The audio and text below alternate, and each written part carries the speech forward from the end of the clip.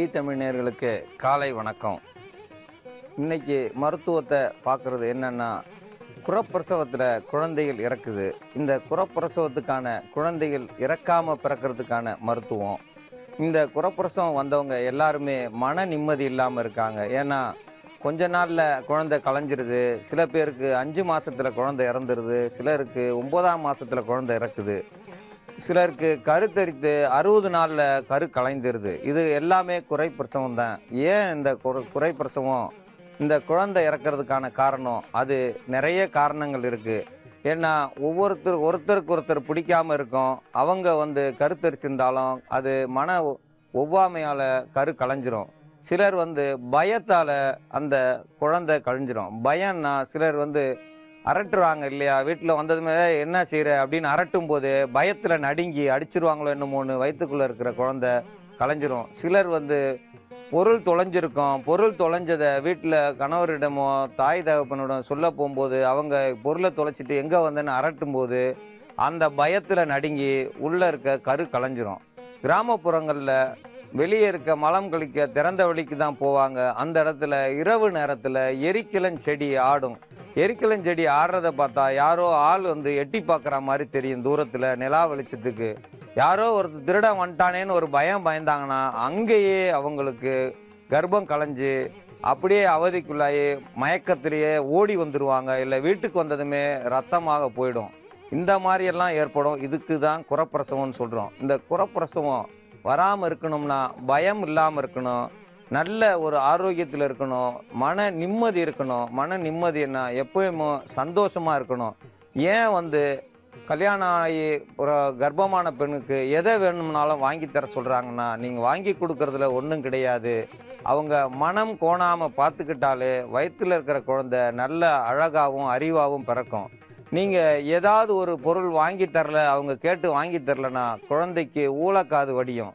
ஊழக்காதுனா காதில் சீழ் வடியும். அது அவங்களுடைய மனத்தினுடைய எண்ணத்தை போய் பிறந்த குழந்தைக்கே காதில் சீழ் வடிகிறதுக்கு காரணம் அதுதான். ஏன்னா அது மருந்து இல்லை. நீங்கள் எதை கேட்குறாங்க, இன்னைக்கு மாம்பழம் கேட்டாங்க, நாளைக்கு ஒரு லட்டு கேட்பாங்க, அடுத்த நாள் வேறு தீம்பண்டம் கேட்பாங்க. தினந்தோறும் உனக்கு இதானா, எனக்கு வேலையை விட்டு வேற பொழப்பு இல்லையான்னு சில பேர் கோவிச்சுக்கிடுவாங்க. கண்டிப்பாக அதை கோவிக்காமல் பார்த்துக்கிற மாமியாருங்க இருக்காங்க. அவங்க நல்லபடியாக அனுசரித்து போய் அந்த பெண்ணுக்கு நல்ல உதவி செஞ்சால் இந்த மாதிரியெல்லாம் ஒரு குறை வராது. எந்த பொருளும் கணவன் வாங்கி தரலையோ நான் வாங்கி தரேன், இல்லை மாமியார் வாங்கி தரலன்னா கணவர் வாங்கி தர்றவங்க வீடெல்லாம் இருக்குது. அங்கெல்லாம் குழந்தைகளுக்கு இந்த குறைபாடுகள் வராது. குறைபாடுகள்னா எந்த ஒரு அந்த நேரம் மன வருத்தத்தை உண்டு பண்ணாலும் காதில் ஊளைக்காது வடியும்.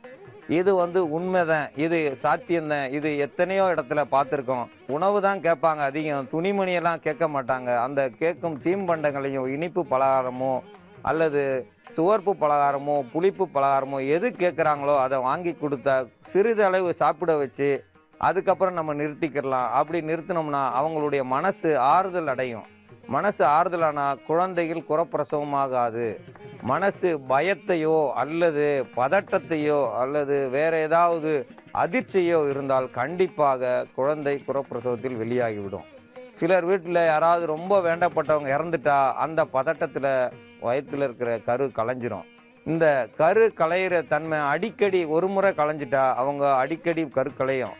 அவங்களுக்கான மருத்துவம் இதில் துளசியை நான் முதல்ல சொல்கிறேன். துளசி பெண்களுக்கு நல்லதை செய்யக்கூடியது.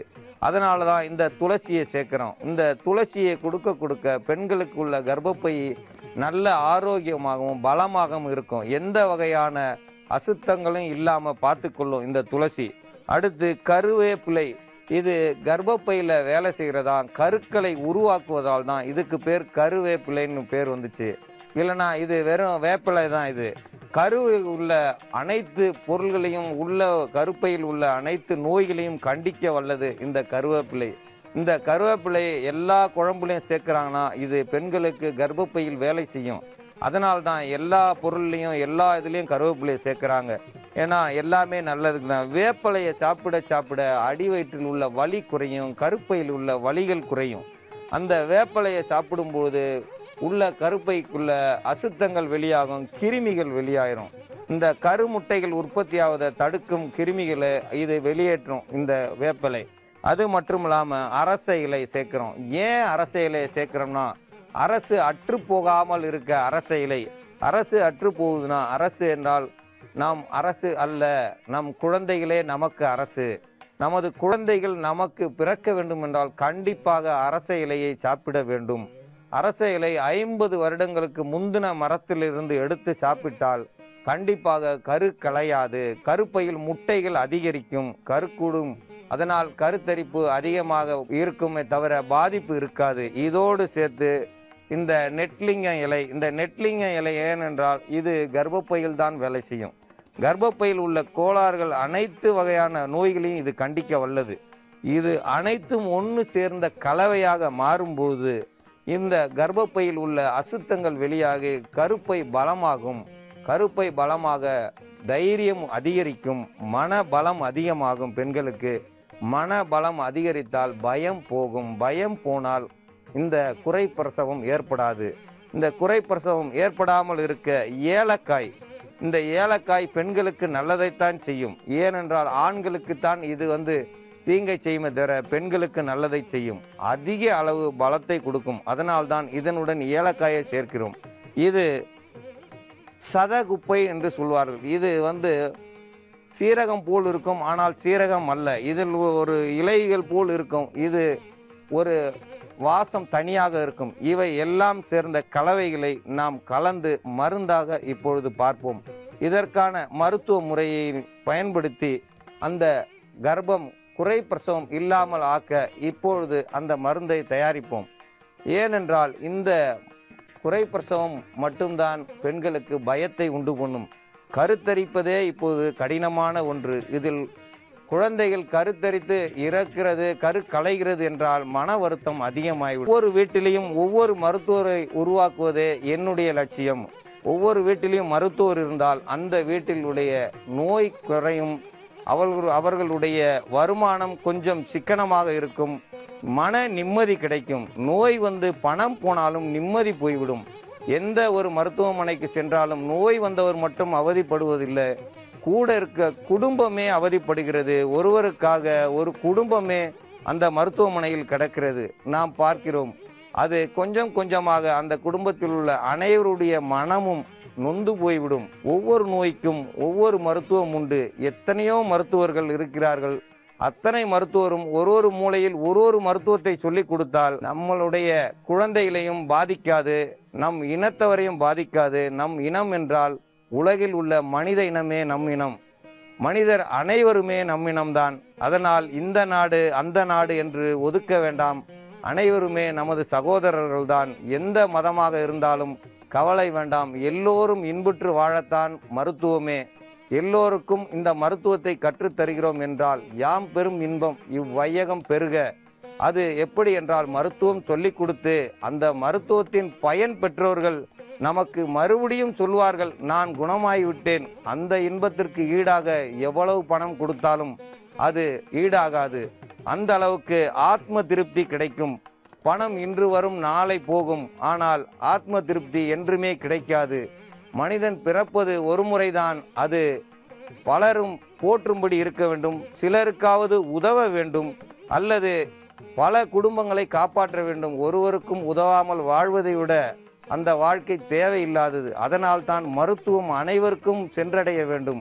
ஏனென்றால் என்னோடு இந்த மருத்துவம் அழியக்கூடாது. எனது முன்னோர்கள் எவ்வளவோ பேர், எத்தனையோ சித்தர்கள் விட்ட மருத்துவங்கள் மறைந்து போய்விட்டன. சூட்சியமாக எழுதியுள்ளதால் சிலருக்கு மருத்துவம் புரியாமல் போய்விடுகிறது. அந்த மருத்துவம் சிலரால் மட்டும்தான் செய்ய முடியும். அவர்களும் இறந்து விட்டால் அந்த மருத்துவம் அவரோடு அழிந்துவிடும். அப்படி ஒரு சூழ்நிலை யாருக்கும் வரக்கூடாது. இந்த காலகட்டத்தில் சித்த மருத்துவமும் பாரம்பரிய மருத்துவமும் எல்லா மருத்துவமும் எல்லாருக்கும் உதவ வேண்டும். எல்லா மருத்துவமும் சிறந்த மருத்துவமே. அது ஆங்கில மருத்துவமாக இருந்தாலும் பரவாயில்லை, சித்த மருத்துவமாக இருந்தாலும் பரவாயில்லை. எல்லாமே உயிரை காப்பாற்றத்தான். ஒவ்வொருவரையும் காப்பாற்ற எந்த மருந்து பயன்படுகிறதோ அது தலை சிறந்த மருந்து தான். அதனால் எந்த மருத்துவத்தையும் குறை கூறக்கூடாது. எல்லாமே நம் மக்களை காப்பாற்ற பிறந்தது. ஒவ்வொருவரும் கண்டுபிடித்தார்கள் என்றால் பல வகையில் அவர்கள் காப்பாற்றும் திறனை படைத்தவர்கள். கண்டுபிடிப்புகள் என்றும் வீண் போகாது. அதனால் தான் இந்த மருந்துகளை பயன்படுத்துகிறோம். குறை பிரசவம் என்ற பேச்சுக்கே இடமில்லாத அளவுக்கு இந்த மருத்துவம் வரும். இந்த மருந்தை அவர்கள் சாப்பிட அவர்களுடைய கருப்பை நன்றாக இருக்கும், அவர்கள் முகம் மலர்ச்சியாக இருக்கும். இந்த ஒரு நிகழ்ச்சியை பார்க்கும் போதே அவர்களுக்கு கருத்தரிக்கும் என்ற நம்பிக்கை ஏற்படும். ஏனென்றால் அந்த அளவுக்கு ஒவ்வொரு இலையும் ஒவ்வொரு சித்தர்கள், ஒவ்வொரு மூலிகையும் ஒவ்வொரு சித்தர்கள், இது அனைத்தும் கோயில்களிலேயே கிடைக்கும்.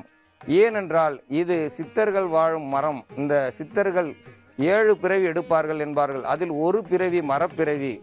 ஒரு மரத்தை வெட்டினால் 10 குழந்தைகள் இறப்பதற்கு சமம். அதனால் மரங்களை கண்டிப்பாக வெட்டாதீர்கள். மரங்களில் உள்ள இலைகளை பயன்படுத்தி மருத்துவம் செய்யுங்கள். இந்த மருத்துவம் செய்ய உங்கள் வம்சம் விருத்தியடையும். ஏனென்றால் ஒவ்வொரு இலையும் ஒவ்வொருவரையும் காப்பாற்ற உதவுகிறது. அந்த ஒவ்வொருவரையும் காப்பாற்றும் பொழுது அந்த மரம் நமக்கு வாழ்த்து கூறும். ஏனென்றால் அந்த மரம் பிறந்த பிறவியை நாம் பலருக்கும் பயன்படும்படி செய்கிறோம். அதனால்தான் இந்த முறையை எல்லாரும் பயன்படுத்த வேண்டும். குறை பிரசவத்துக்கு இது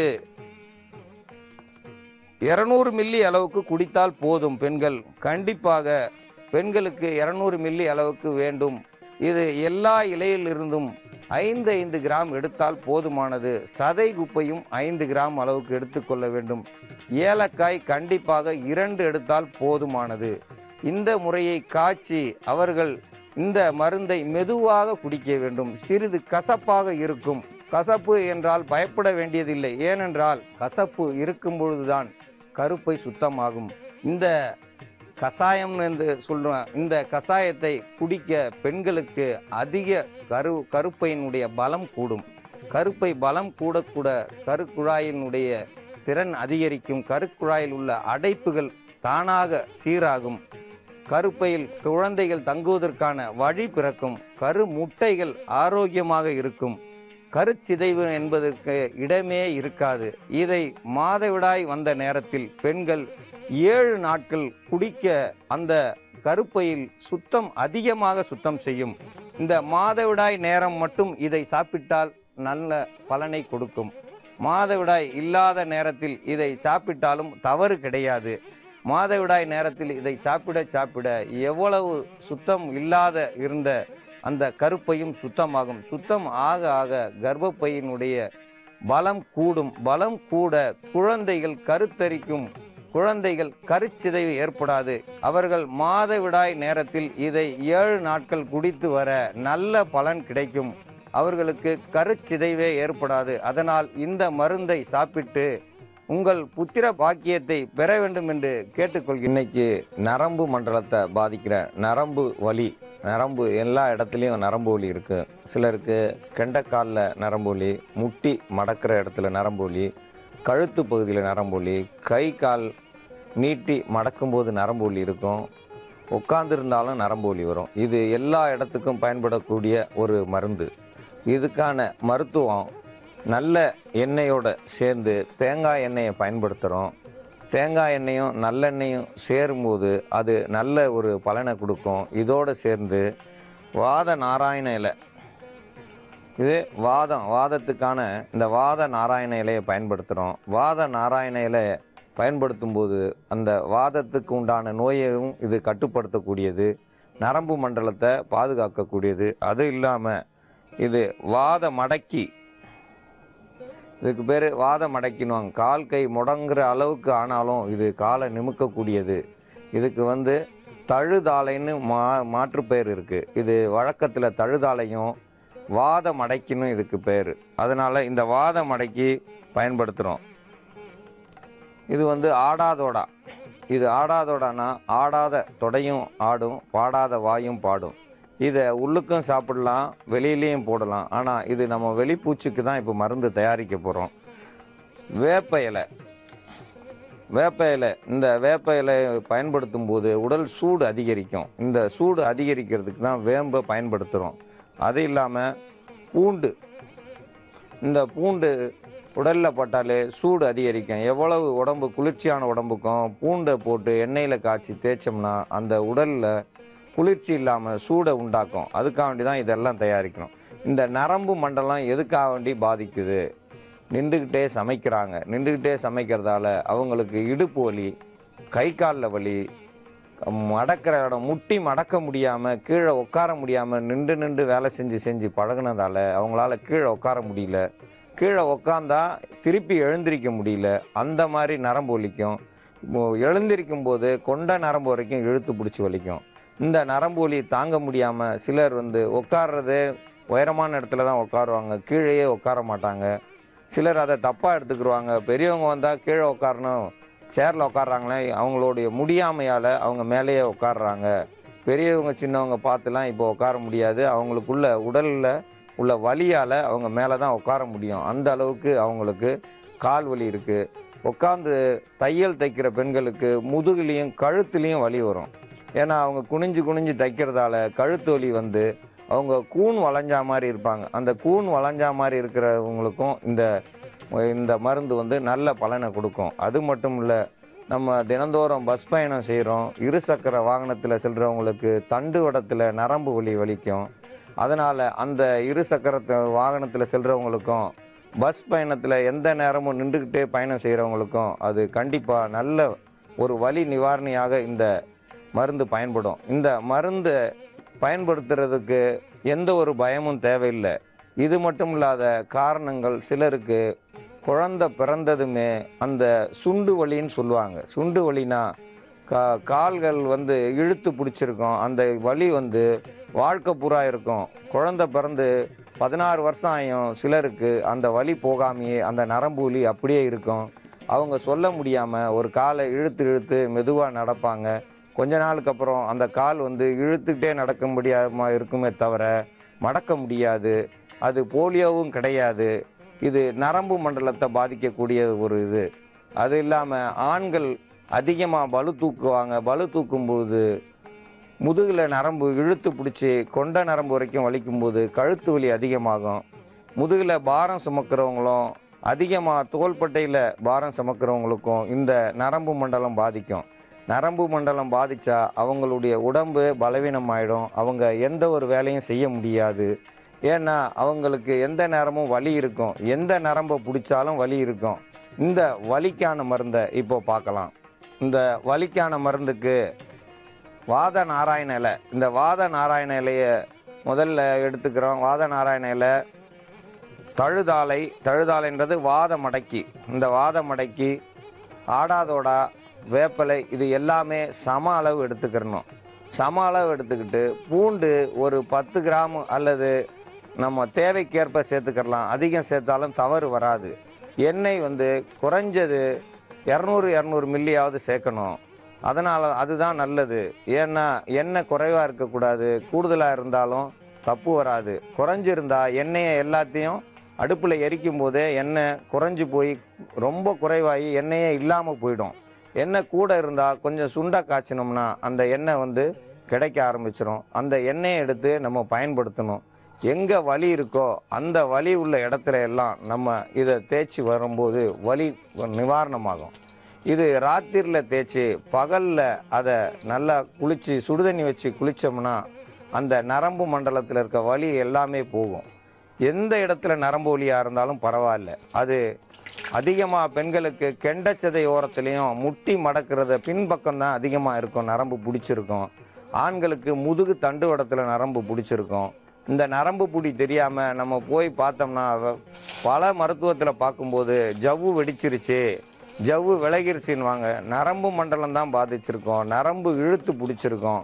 இந்த நரம்பு இழுத்து பிடிச்சிருக்கிறதால அந்த வலி ஏற்படுது. இந்த நரம்பு மண்டலத்தை பாதிச்சிருக்கிறோம் எல்லாருக்கும் இந்த எண்ணெயை பயன்படுத்தும் போது எவ்வளவு வலியாக இருந்தாலும் 3 நாளில் வலி போயிடும். எவ்வளவு மடக்க முடியாமல் இருக்க காலில் இருக்கிறது வலியை இது நிவர்த்தி பண்ணும். இந்த எண்ணெயை பயன்படுத்தும் போது இந்த வலி மட்டும் இல்லை, சதையில் உள்ள வலியும் சரியாகும். தூக்கம் நல்லா வரும். இந்த தூக்கம் வந்தாலே வலி குறைஞ்சிருச்சுன்னு அர்த்தம். இது மட்டும் இல்லாது இதை ராத்திரியில் போட்டுட்டு தவிடு வறுத்து ஒத்தனம் கொடுக்கணும். தவிடுனா நெல் தவிடு, கோதுமை தவிடு, இதை சூடு பண்ணி ஒத்தனம் கொடுக்கணும். கிராமப்புறங்களில் சாணத்தை, கட்டியாக உள்ள சாணத்தை எடுத்து அடுப்புக்குள்ளே போட்டுருவாங்க, அடுப்பு எரிப்பாங்க. கொஞ்ச நேரம் பொறுத்து அந்த சாணத்தை வெளியில் எடுத்து ஒரு துணியில் போச்சு அப்படியே ஒத்தனம் கொடுத்தா 1 மணி நேரம் அந்த சாணத்தில் சூடு இருக்கும். அப்படி ஒத்தனம் கொடுக்கும்போது எவ்வளவு நரம்புல வலி இருந்தாலும் சரியாகும். இப்போ உங்களுக்கு சுடுதண்ணி ஊற்றுற மாதிரி ஹாட் பாக்ஸ் வந்துடுச்சு. அதை கூட ஊற்றி நீங்கள் அந்த ஒத்தனம் கொடுக்கலாம். இல்லைன்னா உப்பை ஒரு துணியில் கட்டி சுடுதண்ணியை வச்சு தொட்டு தொட்டு அந்த வலி உள்ள இடத்துல ஒத்தனம் கொடுத்துட்டு வந்தீங்கன்னா அந்த வலி நிவர்த்தி ஆகும். 3 நாளில் வலி குறைஞ்சிரும். எவ்வளவு வலி, கழுத்து வலியாக இருந்தாலும், கால் பின்னங்காலில் வலி இருந்தாலும், குதிங்காலில் வலி இருந்தாலும், பாதத்துக்குள்ள வலி இருந்தாலும், எல்லா வலியும் நரம்பு மண்டலத்தில் இருக்கிற வலி அத்தனையும் எடுக்கக்கூடியது. இது மட்டும் இல்லாது அவங்களுக்கு ஏற்படும் கழுத்து வலியோ, இந்த பிள்ளை வலின்னு சொல்லுவோம், சுண்டு வாதம்னு சொல்கிறாங்க. சுண்டு வாதம்னா பெண்கள் குழந்தை பெக்கும்போது கால் அதிகமாக காலை விரித்து உட்கார்ந்துருப்பாங்க. அந்த நேரம் அந்த வலி இருந்ததால் கால் இழுத்த மணிக்கே இருக்கும். அவங்க நடக்கும்போது பார்த்திங்கன்னா நேராகவே நடக்க முடியாது. அதனால் அவங்களுக்கு போட்டால் இந்த மருந்தை, இந்த எண்ணெயை தேய்க்க தேய்க்க அந்த சுண்டு வாத வலி நிற்கும்.